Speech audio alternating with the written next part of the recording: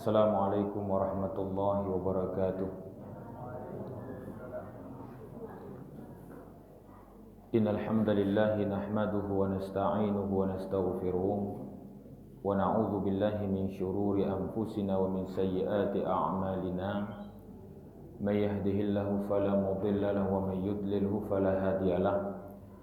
Ashhadu an la ilaha illallah wahdahu la syarika lahu wa ashhadu anna Muhammadan abduhu wa rasuluh. Allahumma salli wa sallim wa barik ala nabiyyina Muhammad wa ala alihi wa ashabihi wa man tabi'ahu bi ihsani ila yaumiddin, amma ba'd. Ikhwatul iman, azani Allah wa iyyakum. Bapak-bapak, ibu-ibu, saudara-saudariku sidang jamaah salat maghrib yang semoga dirahmati oleh Allah Subhanahu wa taala. Kembali kita bersyukur kepada Allah Subhanahu wa taala atas segala kenikmatan yang Allah Subhanahu wa taala berikan kepada kita sampai dengan saat sekarang ini, di mana Allah Subhanahu wa taala masih memberikan kepada kita kenikmatan. Allah juga berikan kepada kita nikmat waktu luang sehingga kita masih dapat berkumpul di dalam rumah Allah Subhanahu wa taala ini dalam rangka melaksanakan ibadah kepada Allah Subhanahu wa taala.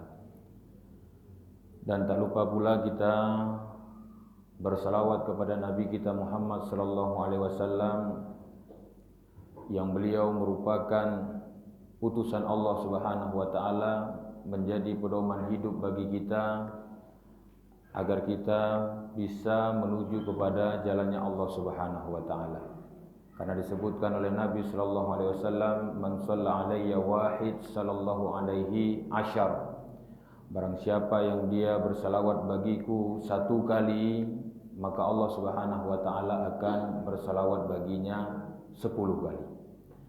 Bapak Ibu yang semoga dirahmati oleh Allah Subhanahu wa taala, sebelum kita masuk ke dalam kitab, mungkin kita akan menjawab pertanyaan terakhir kemarin karena waktunya sudah mepet waktu Isya, jadi kurang konsentrasi dalam menjawab. Jadi ada salah satu pertanyaan dari abang kita ini yang menanyakan, ketika imam itu bertakbir, maka bagaimana dengan makmum? Maka jawabannya adalah makmum juga ikut bertakbir. Artinya ikut mengucapkan takbir, tidak di dalam hati tapi dia ikut mengucapkan takbir. Hanya saja ketika makmum itu mengucapkan takbir, suaranya lebih kecil daripada imam. Artinya dia tidak mengeraskan suaranya. Kenapa? Karena ketika makmum itu mengeraskan suara, itu akan mengganggu daripada konsentrasi imam dan juga makmum-makmum lainnya.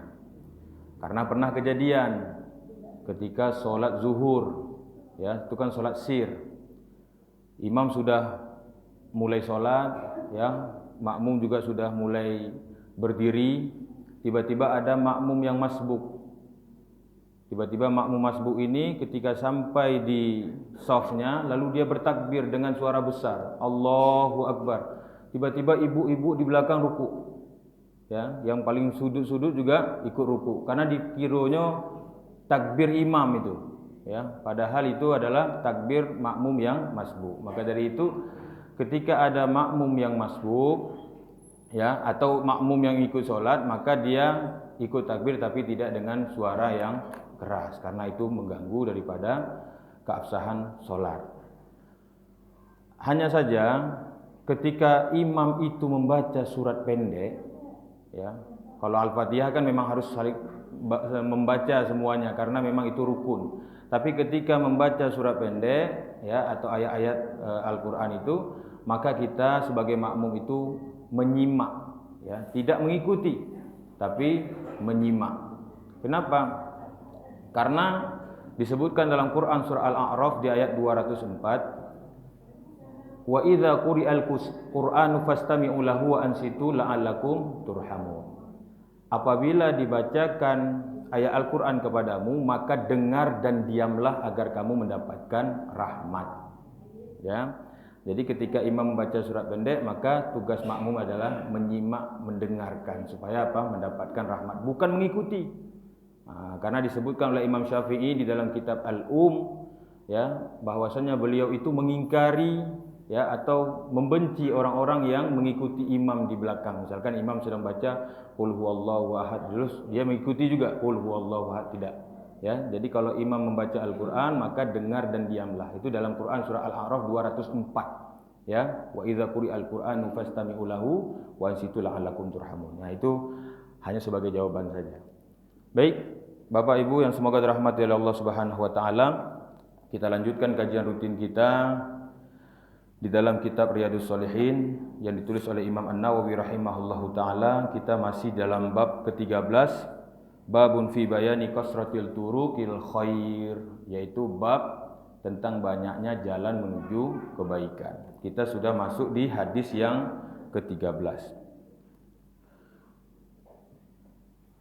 Di hadis yang ke-13, qala muallif rahimahullahu taala, berkata Imam An-Nawawi rahimahullahu taala, an Abi Hurairah radhiyallahu anhu, dari Abi Hurairah radhiyallahu anhu, anna Rasulullah sallallahu alaihi wasallam qala, idza tawaddaa al-'abdul muslimu awil mu'minu faghazala wajhahu kharaja min wajhihi kullu khati'atin nazara ilaiha bi'ainaihi ma'al ma'i aw ma'al akhiri qatril ma' fa idza ghasala yadayhi kharaja min yadayhi kullu khati'atin kana batashatha yadahu ma'al ma'i aw ma'a akhiri qatril ma' fa idza ghasara rijlaihi kharajat kullu khati'atin mashatha rijlahu ma'al ma'i aw ma'a akhiri qatril ma' hatta yakhruja naqiyan minadz-dzunub, rawahul Muslim. Jadi di hadis yang ke-13 dalam bab ini, atau di hadis ke-129 ini, dari Abu Hurairah radhiyallahu anhu, bahwasannya dia mengatakan Nabi sallallahu alaihi wasallam bersabda, jika seorang hamba yang muslim atau mukmin itu berwudu lalu membasuh wajahnya, maka setiap dosa dari kedua matanya itu akan keluar bersama air yang berjatuhan atau bersama tetesan air yang terakhir jatuh dari wajahnya. Kemudian jika dia membasuh kedua tangannya, setiap dosa kedua tangannya yang dia gunakan, baik untuk bermaksiat, ya, memukul dan lain sebagainya, itu juga akan keluar bersama air yang berjatuhan dari yang mengalir di tangannya itu, ya, sampai tetesan air yang terakhir.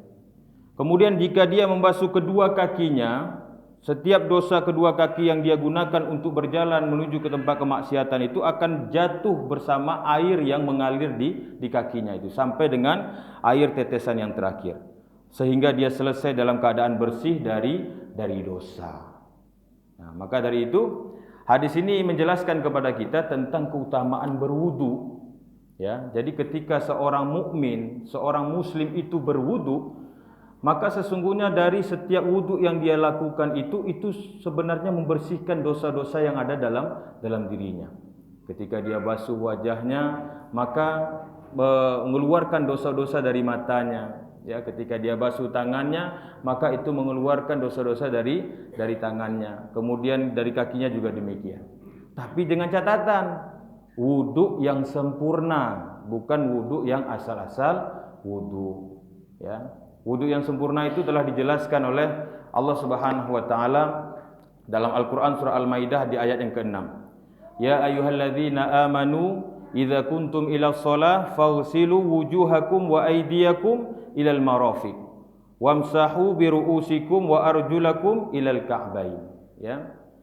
Hai orang-orang yang beriman, apabila kamu hendak mengerjakan salat, maka basuhlah mukamu dan juga tanganmu sampai dengan siku. Ya. Dan sapulah kepalamu dan basuh kakimu sampai dengan kedua mata kaki. Ya. Maka di sini dijelaskan untuk mendapatkan keutamaan wudhu tadi ini, yang dihapuskan dosa-dosa tadi, harus catatannya adalah wudhu yang sempurna, bukan wudhu yang asal basah saja. Ya. Selain dia itu untuk mendapatkan keutamaan ini, wudhu itu juga merupakan kunci daripada keabsahan solat. Karena disebutkan oleh Nabi SAW, miftahus shalah at-tuhur wa tahrimuha at-takbir wa tahliluha at-taslim. Ya, jadi kunci daripada solat itu yang pertama adalah at-tuhur, yaitu kesucian, berwudu. Wa tahrimuha at-takbir, dan pengharamannya masuk ketika sudah mulai takbir. Wa tahliluha at-taslim, maka dihalalkan kembali ketika sudah masuk waktu salam. Maka kunci daripada solat itu adalah at-tuhur, yaitu kesucian. Kalau orang enggak suci atau enggak sempurna wudunya, maka akan berpengaruh kepada keabsahan solatnya. Bisa-bisa solatnya itu terancam batal. Ya, kenapa? Karena wudunya tidak sempurna. Apa contoh wudu enggak sempurna? Di sini dijelaskan basuh muka. Mungkin dia cuma basuh-basuh di bagian mata dan hidung saja, ya. Padahal batas wajah itu adalah batas tumbuhnya rambut ini. Maka dia harus membasuh wajahnya itu dengan sempurna, dengan perlahan. Kemudian juga ketika dikatakan wa aydiyakum ilal marafiq, basuh tangan itu sampai kepada siku. Nah, kadang-kadang kita kan membasuh tangan hanya seloko saja, ya, tidak sampai kepada siku. Maka itu bisa membatalkan daripada wudunya, tidak sempurna wudunya. Begitu juga dengan kaki, karena kita pakai keran jadi cuman digini-ginikan saja dengan air, ya, tidak sampai basah tumit. Padahal Nabi SAW itu mengancam orang yang tidak basah tumitnya dengan air wudu. Wailul lil a'qabi minan nar. Celakalah tumit yang tidak terkena air wudu, karena apa? Tempatnya adalah di neraka. Dia akan bagian daripada api neraka. Maka dari itu harus disempurnakan wudu itu dengan cara yang baik, ya. Bagaimana Nabi berwudu, maka kita ikuti cara berwudu itu. Tidak boleh terlalu tergesa-gesa. Oh, kalau begitu digadangkan saja air, ya. Kemudian ditampung saja. Nah, karena mengingat keutamaan tadi kan akan keluar dosa-dosa dari mata, jadi balamo-lamonya situ dari air wudu itu. Enggak boleh juga. Kenapa? Karena akan jatuh kepada mubazir, ya. Akan jatuh pada mubazir. Jadi karena dibilang akan keluar dosa-dosa dari mata, dari tangan. Jadi lama-lama inyo ambil air kita cako. Ya, inyo basuh mukonya, kemudian tangannya lama-lama tidak. Maka justru sunnahnya itu ambil air itu sekedarnya, ya, irit. Tidak boleh dilapehkan keran itu sampai gadang air keluar terus. Itu jatuh kepada mubazir, ya. Maka itu tidak dibenarkan juga. Maka berwuduklah sebagaimana Nabi berwudu. Kecil saja dia buka airnya, tapi bisa membasuh semua daripada yang anggota wudu tadi, ya. Kemudian juga keutamaan wudu ini, keutamaan daripada menyempurnakan wudu itu, ya, memperbaharui wudu, sebagaimana yang dirasakan oleh Bilal bin Rabah, yaitu sahabat Nabi SAW ketika dia masih hidup, tapi terompaknya itu Allah Ta'ala di surga. Apa amalan daripada Bilal bin Rabah? Yaitu menyempurnakan wudunya, memperbaharui wudu. Sambil dia selesai wudu melaksanakan sholat 2 rakaat, sholat sunnah wudu.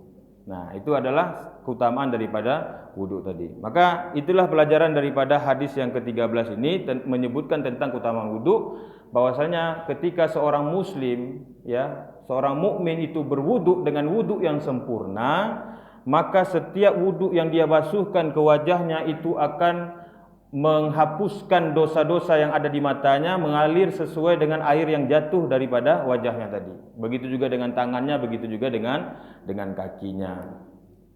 Kemudian kita lanjut di hadis yang ke-14, anhu, yaitu dari Abu Hurairah radhiyallahu anhu, ani Rasulullah sallallahu alaihi wasallam qala as-salawatul khams wal jum'atu ilal jum'ah wa ramadan ila ramadan mukaffaratun lima bainahunna idza ijtunibatil kabair. Rawahul Muslim.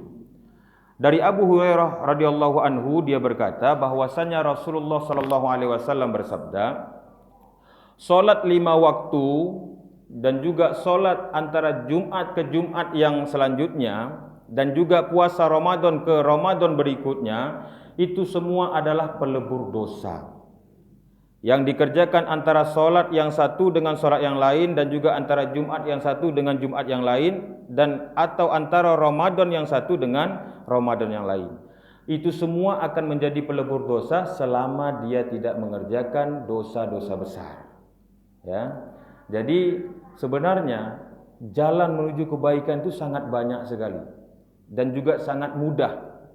Ketika seseorang bisa menjaga solat 5 waktunya, kemudian bisa menjaga solat Jumatnya, ya, dia datang di awal waktu, dia dengar khutbah, dia laksanakan solat Jumat itu secara baik, kemudian dia laksanakan puasa di dalam bulan Ramadan dengan melakukan amalan-amalan dalam bulan Ramadan, maka semua itu adalah sebagai bentuk pelebur dosanya. Ya, artinya kalau itu dilakukan oleh orang Muslim, maka tidak ada lagi tersisa dosa bagi seorang Muslim itu. Bukankah sebuah hadis Nabi SAW mengatakan ibarat atau permisalan orang yang melaksanakan sholat 5 waktu itu seperti ada sungai di depan rumahnya itu, ya. Jadi setiap dia ingin melaksanakan sholat, dia masuk ke dalam sungai itu, mandi dia dalam sungai itu, ya. Begitu dia lakukan selama 5 kali dalam sehari.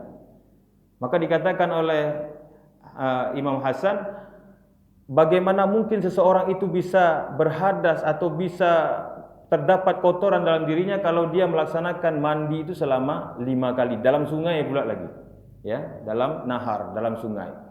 Maka begitulah perumpamaan orang-orang yang mengerjakan solat. Setiap dia mengerjakan solat itu menjadi pelebur daripada dosa-dosanya. Ya, ditambah lagi dengan Jumat, dia laksanakan solat di Jumat ini, maka itu bisa pelebur dosanya antara Jumat ini dengan Jumat selanjutnya. Ya, maka tidak ada lagi alasan bagi seorang mukmin itu untuk tidak bisa masuk ke dalam surganya Allah Subhanahu wa taala. Karena Allah itu Maha Rahman, Maha Rahim. Allah menyediakan pengampunan bagi mereka, ya. Jalan untuk mendapatkan ampunan, jalan untuk menuju surga itu sangat banyak sekali. Dari solat, dari puasa, dari baca Quran dan lain sebagainya. Itu semuanya sudah Allah berikan kepada dia. Tapi dengan catatan, dia tidak melakukan dosa besar. Karena dosa besar itu nggak bisa dihapuskan melalui solat tadi, nggak bisa dihapuskan melalui puasa dan juga melalui antara solat Jumat ke Jumat yang lain. Akan tetapi dosa besar itu bisa dihapuskan dengan apa? Taubat nasuha. Sebagaimana yang Allah sebutkan dalam Quran surah At-Tahrim, ya ayyuhalladzina amanu tubu ilallahi taubatan nasuha. Wahai orang-orang beriman, bertaubatlah kalian kepada Allah dengan taubat yang sebenar-benar taubat.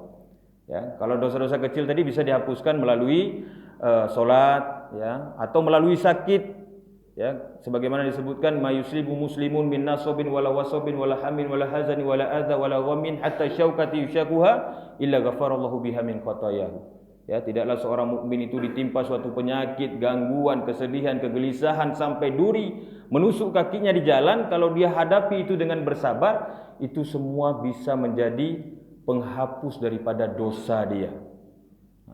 Jadi itu kalau dosa-dosa ketek, tapi kalau dosa gadang tidak diampuni kecuali dia bertobat dengan taubat nasuha. Kemudian kita masuk ke hadis yang selanjutnya, di hadis ke-15. An Abi Hurairah radhiyallahu anhu qala Rasulullah sallallahu alaihi wasallam ala adullukum ala ma yahwu bihil khataya wa yarfa'u bihid darajat qalu bala ya Rasulullah qala isbaghul wudu'i 'alal makarih wa kathratul khuta ilal masajid wa intidharus shalah ba'da shalah fadzalikum ribat rawahul Muslim. Jadi di sini disebutkan oleh Abu Hurairah radhiyallahu anhu bahwasanya Nabi sallallahu alaihi wasallam bersabda, Nabi bertanya, ya, kepada para sahabat, maukah kalian kutunjukkan suatu amalan yang bisa meleburkan dosa-dosa kalian, ya, ala adulukum ala ma yahwu bihil khataya wa yarfa'u bihi darajat, dan juga mengangkat derajat kalian. Maka tentu para sahabat menjawab, bala ya Rasulullah. Ya, tentu kami mau ya Rasulullah. Maka kata Nabi, isbaghul wudu'i 'alal makarih, ya. Kau perbarui wudukmu, engkau sempurnakan wudukmu di waktu-waktu yang kau benci. Jadi kalau kita memperbarui wuduk, menyempurnakan wuduk di waktu-waktu yang kita benci, itu sesungguhnya bisa meleburkan dosa kita dan juga bisa mengangkat derajat kita. Kapan waktu yang kita benci itu? Yaitu di waktu yang sangat dingin, ya, udaranya sangat dingin. Misalkan di subuh hari, tidak ada sanggup kita menyentuh air, tapi kita paksakan untuk berwuduk. Karena apa? Mengingat keutamaan daripada wuduk tadi. Jadi ketika kita berwuduk dalam keadaan yang kita benci, yaitu sangat dingin sekali, maka itu bisa menjadi pelebur dosa kita dan juga bisa mengangkat derajat kita. Ya, atau orang-orang yang tinggal di Takengon, itu kan sangat dingin itu. Bukan hanya subuh, tapi zuhur pun juga dingin itu, ya. Atau orang-orang tinggal di Malang atau di Bromo, ya, tempat-tempat daerah dingin, maka yang dibenci itu bisa meleburkan dosa-dosa dia. Atau juga yang dibenci itu adalah airnya sedikit, ya. Misalkan untuk stok air itu nggak banyak, jadi dia berwudu itu nggak puas. Nah, itu juga bisa masuk dalam kategori yang dibenci. Ya, jadi kalau dia menyempurnakan wudu, memperbarui wudu di waktu-waktu yang sulit seperti itu atau di waktu yang dia benci, maka itu sungguh bisa meleburkan dosa dia dan juga mengangkat derajat dia. Kemudian apa lagi? Wa kasratul khuta ilal masajid. Perbanyak langkah untuk menuju masjid.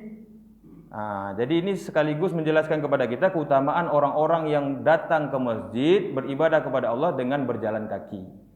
Jadi kalau naik Honda bisa kalau misalkan jauh, ya, kalau dia jauh. Nanti ada lagi hadis yang menjelaskan tentang keutamaan berjalan kaki nanti, ya.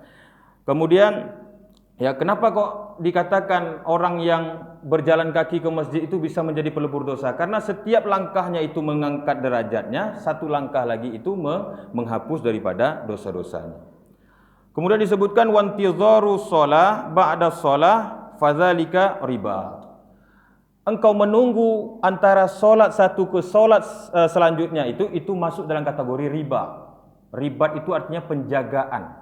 Ya, jadi tentara-tentara yang berjaga itu dalam mereka itu adalah yang ribat, ya. Artinya menjaga keamanan, ya, menjaga pertahanan negara. Nah, kalau di sini maksudnya adalah ribat itu bisa kategori jihad. Ya, orang yang menjaga antara solat, dia selesai solat maghrib, dia duduk sejenak, seperti bapak-bapak ini dan ibu-ibu, duduk sejenak mendengar kajian atau membaca Al-Quran, maka itu masuk dalam kategori ribat, jihad. Ya, maka apa pahala daripada orang jihad ini? Pertama, dia diampuni dosa-dosanya, ya, dan juga diangkat derajatnya. Kemudian di hadis lain juga disebutkan, man kharaja fi sabilillah, barang siapa yang dia berjuang di jalan Allah atau dalam kategori jihad, fahuwa dhaminun 'alallahi azza wajal. Dia masuk dalam kategori orang yang diberi jaminan oleh Allah azza wajal. Apa jaminannya? In asya kufiya wa in mata dakhalal jannah. Kalau dia selama hidupnya dicukupkan oleh Allah Subhanahu wa taala, kesehatannya, kesenangannya, ya, rezekinya dicukupkan oleh Allah Subhanahu wa taala, wa in mata dakhalal jannah. Kalau dia mati masuk ke dalam surganya Allah Subhanahu wa taala. Kau bapak-bapak, ibu-ibu sedang nunggu waktu Isya, ya. Selama masih hidup Allah cukupkan ketenangan, ya, kesehatan dan lain sebagainya. Itu dicukupkan oleh Allah. Tiba-tiba lagi nunggu meninggal. Maka Allah Subhanahu wa taala katakan apa?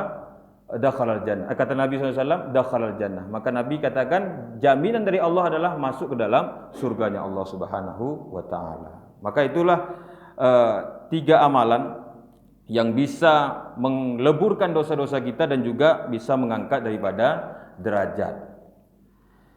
Masuk kita ke hadis yang ke-16. An Abi Musa al-Asy'ari radhiyallahu anhu qala Rasulullah sallallahu alaihi wasallam man shalal bardain dakhalal jannah, muttafaqun alaih. Ya.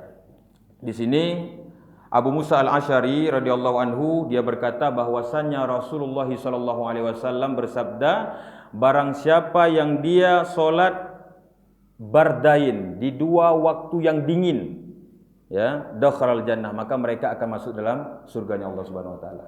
Maka para ulama menafsirkan bardain ini ada 2 waktu, yaitu waktu subuh dan juga waktu asar. Ada juga ulama menafsirkan waktu subuh dan juga waktu isya. Jadi ini adalah 2 waktu yang bardain, ya. Barid itu artinya dingin, jadi bardain itu artinya 2 waktu yang dingin. Waktu subuh dan juga waktu asar, atau waktu subuh dan juga waktu isya. Ya, kalau waktu subuh itu jeleh dingin. Waktu isya juga jeleh dingin kalau malam, ya. Tapi manga waktu asar itu juga dikategorikan sebagai waktu yang dingin, ya. Mungkin itu bagian daripada keadaan tempatnya saja, ya, yaitu keadaan satu wilayah. Karena ambo dulu waktu di Malang itu zuhur saja itu dingin. Karena memang di sana cuacanya karena dekat dengan gunung-gunung aktif, gunung Merapi itu. Jadi kalau bukan musim hujan itu juga dingin. Padahal matahari itu terik tapi dingin. Begitu masuk waktu asar itu lebih dingin lagi. Ya, lebih dingin lagi.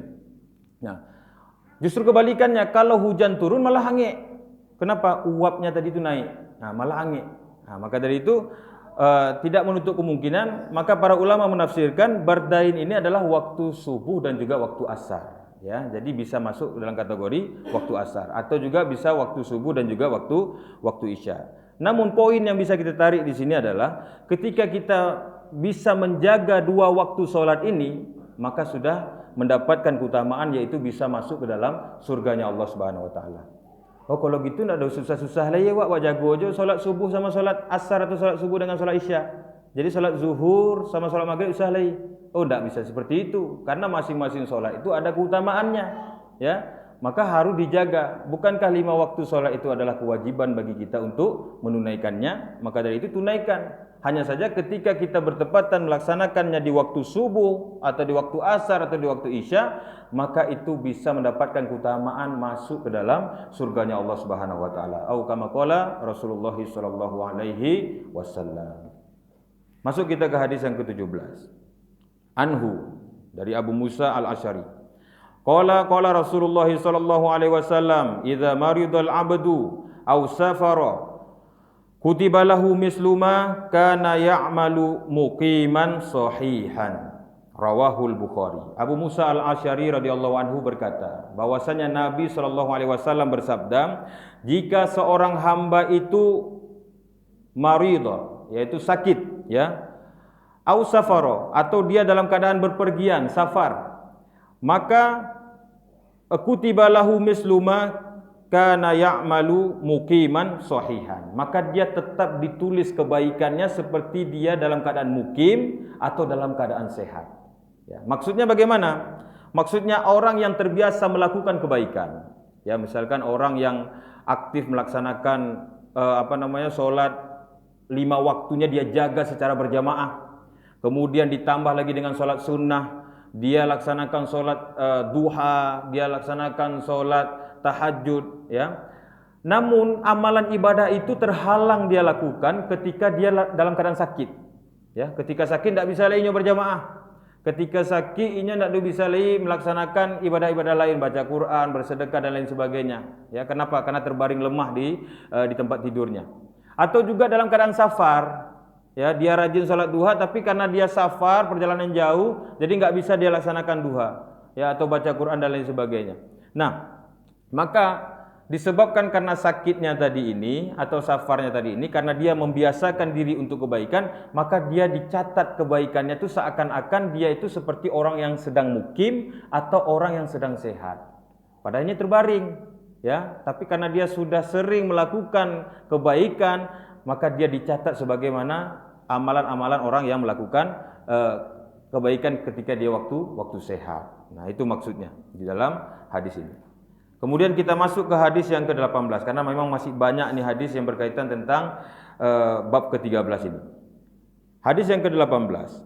An Jabir radhiyallahu anhu qala Rasulullah sallallahu alaihi wasallam kullu ma'rufin shadaqah. Rawahul Bukhari wa rahul Muslim wa riwayatun Huzaifah radhiyallahu anhu. Jabir radhiyallahu anhu berkata bahwasanya Rasulullah sallallahu alaihi wasallam bersabda, setiap kebaikan adalah sedekah, ya. Sampai di situ saja dia, ya. Setiap kebaikan itu adalah sedekah. Itu sudah pernah kita sampaikan di sebelum-sebelumnya. Semua hal yang dinilai baik, ya, baik menurut Allah dan juga Rasulnya, maka itu semuanya sedekah. Ya, menolong orang, menyingkirkan kayu di jalan, menyingkirkan duri di jalan, halangan di jalan, kemudian membaca Quran, bertahmid, bertahlil, bertasbih, ya, kemudian melakukan amal-amal soleh lainnya, maka itu semua masuk dalam kategori sedekah, dan itu sudah kita jelaskan di pertemuan sebelumnya. Kemudian kita masuk ke hadis yang selanjutnya. Anhu, yaitu kembali kepada Jabir.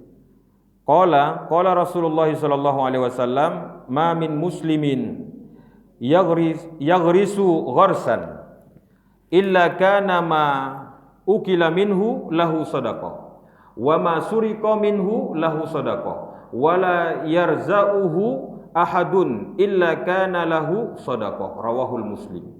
Ya.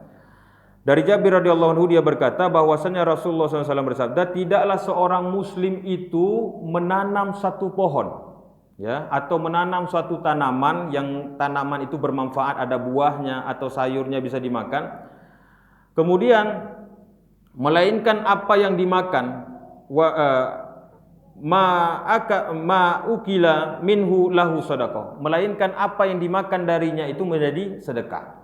Ya, keluarganya makan maka itu menjadi sedekah. Wa ma suriqa minhu lahu shadaqah. Bahkan sampai-sampai kalau misalkan dari pohon yang dia tanam tadi ada buahnya, lalu buahnya dicuri oleh orang lain, lalu dia bersabar, maka itu masuk dalam kategori sedekah. Ya, selama dia tidak mencaci maki daripada pencuri itu. Nah, kalau inilah menghina, misalkan kau pencuri ini dia ucapkan kalimat-kalimat itu, maka itu tidak masuk dalam kategori sedekah lagi. Kenapa? Karena dia tidak bersabar. Karena sabar itu apa? Inna sabaru inda sodamatil ula. Kesabaran itu pada hentakan yang pertama. Ketika kita lihat, oh, ini mangga saya dicuri orang, ya sudah. Ya, dia sabar, maka itu masuk dalam kategori sabar dan menjadi sedekah. Wala yarza'uhu ahadun illa kana lahu shadaqah. Ya. Bahkan apa saja yang diambil oleh orang lain maka itu masuk dalam kategori sedekah, ya. Wa fi riwayatin lahu la yaghrisul muslimu gharsan fayakulu minhu insanun wala dabbatun wala tayrun illa kana lahu shadaqah ila yaumil qiyamah, ya. Tidaklah, dalam riwayat lain disebutkan, tidaklah seorang muslim itu menanam suatu tanaman lalu dari tanaman itu dimakan oleh manusia, insanun, ya, dari manusia, walad dabbatun, dari hewan-hewan ternak lainnya, ya, wala tayrun, bahkan sampai burung pun ikut memakan daripada tanaman tersebut, illa kana lahu shadaqah, melainkan semuanya itu masuk dalam kategori sedekah ila yaumil qiyamah, sampai hari kiamat, ya. Nanti kita akan bedah ini sedikit. Wa fi riwayatin lahu, dalam riwayat lainnya, la yaghrisul muslimu gharsan wala yazra'u zar'an fayakula minhu insanun wala dabbatun wala syai'un illa kanat lahu shadaqah. Ini sama, ya, sama bahasanya sama, bahwasanya tidaklah seorang muslim itu menanam suatu tanaman kemudian dari tanaman itu dimakan oleh manusia, dimakan oleh hewan atau sesuatu apapun, melainkan semuanya itu menjadi sedekah, ya. Jadi apa keutamaan daripada hadis ini atau faedah daripada hadis ini? Menanam pohon itu merupakan salah satu perbuatan yang terpuji. Bahkan dia bisa masuk dalam kategori sedekah jariyah, ya. Sedekah jariyah artinya orang yang sudah menanam itu meninggal, maka pahala daripada penanaman itu terus mengalir kepada dia, ya. Makanya ada hadis Nabi SAW mengatakan, jika terjadi hari kiamat, misalkan kita tahu ini besok akan terjadi kiamat nih, ini di tangan kita ini ada biji-bijian atau ada tunas, maka kalau kita mampu tanam, ya, padahal ini sudah akan dekat kiamat, kita tahu ini akan mau jadi kiamat misalkan gitu kan, dan di tangan kita ada biji atau ada tunas, maka kita dianjurkan atau diperintahkan untuk menanam semampu kita. Ya, begitulah keutamaan daripada menanam pohon tadi itu, karena dia akan menjadi pahala jariyah. Bayangkan, ya, kakek-kakek kita yang menanam kelapa itu kan lama sekali dia tunggu itu, ya, pohon durian. Dia tanam pohon kelapa itu, belum sempat dia minum air kelapa, tapi air kelapanya diminum oleh orang lain setelah dia meninggal. Maka setiap orang yang minum air kelapa dia itu terus mengalir pahala kepada kakek ini, ya. Selama kakek ini tidak berbuat kesyirikan, ya, selama dia tidak melakukan dosa-dosa besar. Artinya kalau dia buat dosa-dosa kecil maka akan terampuni melalui sedekah tadi itu, ya. Kalau dia melakukan dosa besar maka itu akan terhalang, ya. Selama kakek ini juga nggak ada punya utang. Kalau dia punya utang juga terhalang dia dari masuk surga. Nah, maksudnya ini orang yang bersih, ya, tidak melakukan dosa-dosa besar, kemudian dia tanam suatu pohon, dia meninggal, nggak sempat dia mencicipi daripada buah daripada pohon itu, lalu orang-orang lain mengambil daripada kenikmatan daripada pohon itu, ya, manfaat daripada pohon itu, maka mengalir terus pahalanya kepada orang tersebut. ya. Kemudian manfaatnya lagi daripada hadis ini atau faedahnya adalah perintah untuk saling berbagi. Nah, jadi jangan kita misalkan memiliki pohon, ya, pohon itu di pinggir jalan banyak sekali buahnya, orang yang melihat itu sampai tergiur, lalu kita cuma untuk memamer-mamerkan saja, ya, kita sengaja ambil terus kita belah, orang lain lewat-lewat kan kita kasih nampak. Nah, itu juga tidak boleh.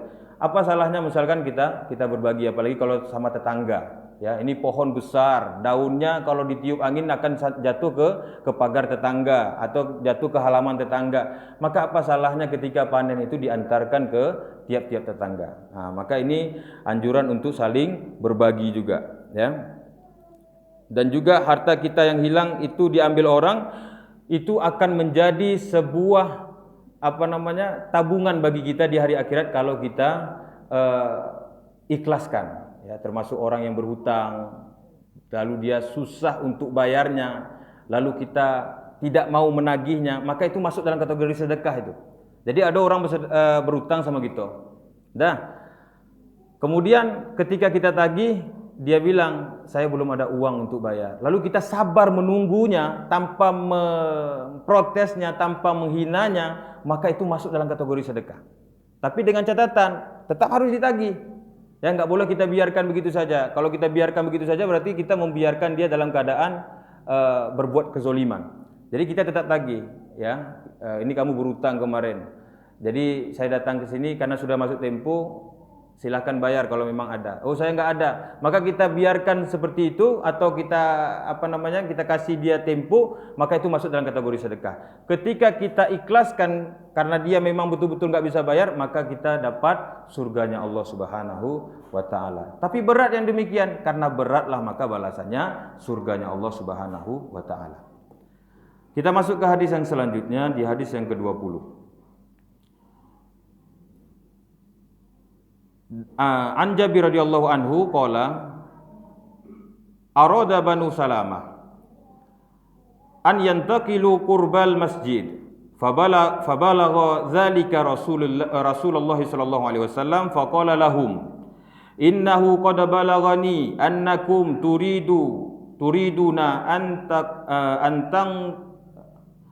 an tantaqilu qurbal masjid, ya. Faqala na'am ya Rasulullah qad aradna dzalik. Faqala Bani Salamah diyarukum tuktaba asarukum, diyarukum tuktaba asarukum, sampai 2 kali diulang oleh Rasulullah SAW. Rawahul Muslim. Wa fi riwayatin inna bi kulli khutwati darajah, ya. Rawahul Bukhari aidan bi ma'nahu min riwayati Anas radhiyallahu anhu. Dari Jabir radhiyallahu anhu, ini ada kaitannya dengan hadis yang kedua tadi, ya, tentang berjalan kaki ke masjid, ya. Di sini disebutkan dari Jabir radhiyallahu anhu bahwasanya ada Bani Salamah, ya, dari keluarganya itu bermaksud ingin pindah tempat tinggal qurbal masjid, berdekatan dengan masjid. Lalu hal tersebut terdengar di telinga Rasulullah SAW. Lalu beliau bertanya, ya, innahu qad balaghani annakum turidu na antang takilu qurbal masjid, ya, apakah aku mendengar engkau akan pindah menuju ke samping masjid atau berdekatan dengan masjid, apakah hal itu benar? Nah, gitu kan. Kemudian dijawab, na'am ya Rasulullah, qad aradna dzalik. Ya Rasulullah, kami menginginkan hal yang demikian, ya. Tujuannya dia ingin dekatkan rumahnya itu ke masjid, tujuannya agar dia bisa melaksanakan ibadah dengan tenang, dengan nyaman gitu, ya. Dia bisa laksanakan sholat dan lain sebagainya, ya. Maka kata Nabi SAW, diyarukum tuktab asarukum, diyarukum tuktab asarukum, ya. Tetaplah tinggal di tempat kalian karena langkah-langkah kalian itu akan ditulis pahala oleh Allah Subhanahu wa Ta'ala.